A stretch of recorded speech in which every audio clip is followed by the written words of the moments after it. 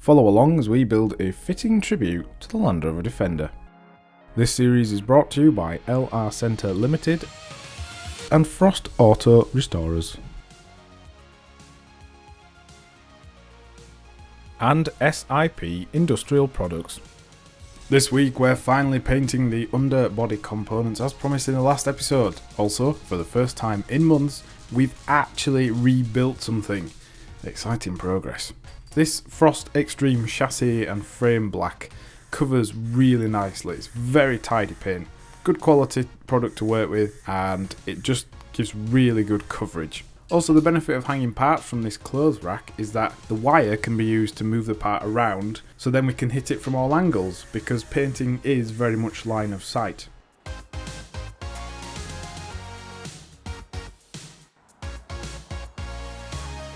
Then we can remove the masking. This is why we spend lots of time preparing to paint, so there's no cleanup of overspray afterwards. These are 100% perfect. To avoid damage, they've been bubble wrapped and packaged up in a box for storage.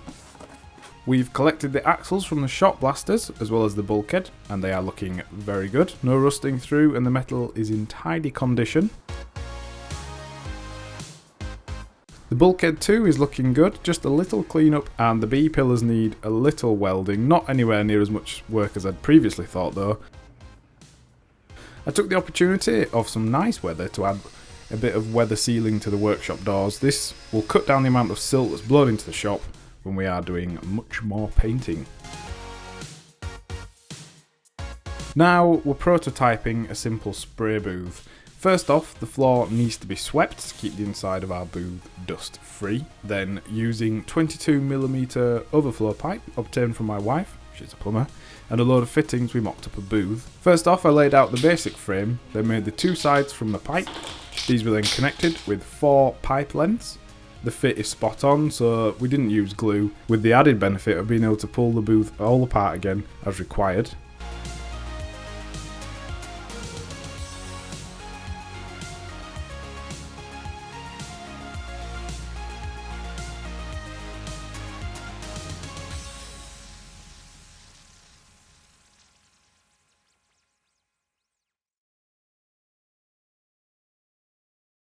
Then we pulled over some masking film, creating a sealed box.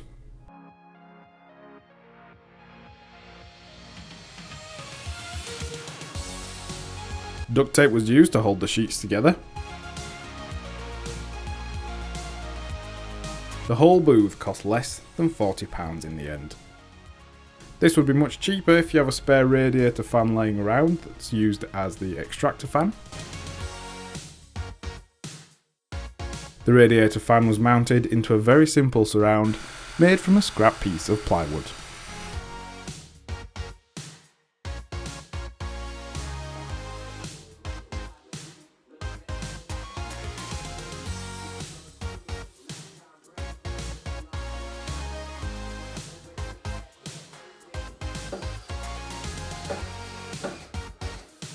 The extract fan was hung on some stainless welding wire from the roof, then taped into place and a hole cut and taped on the inside to seal it up.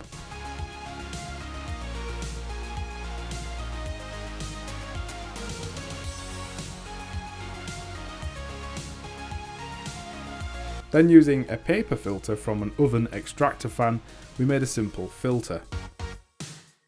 Inside, the lighting is very good and it's suitable for painting. To test for leaks, we used a smoke machine. This also allowed us to see how well the fan worked at extracting. The fan proved extremely effective, clearing the booth in very little time.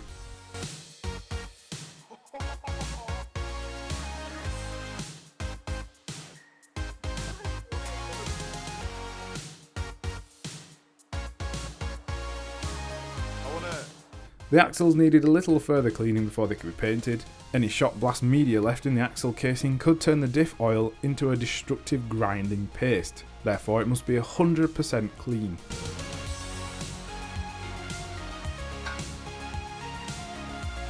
After thorough rinsing, the whole lot was dried using the space heater and an air gun.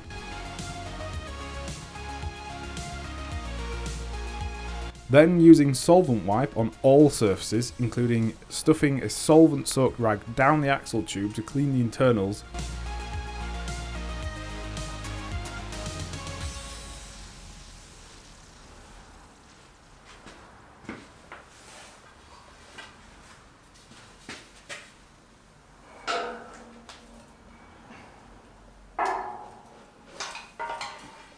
This left us with a spotlessly clean axle ready for painting.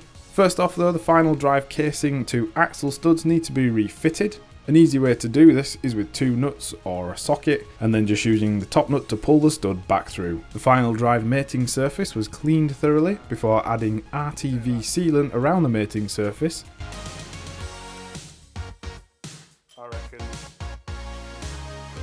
Then dropping the diff casing into place.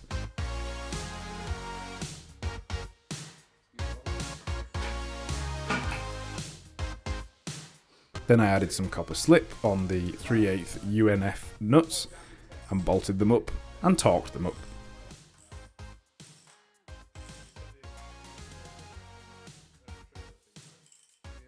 Next week, we'll have a rolling chassis.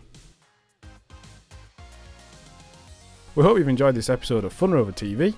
You can see our last episode here and also check us out on funrover.com.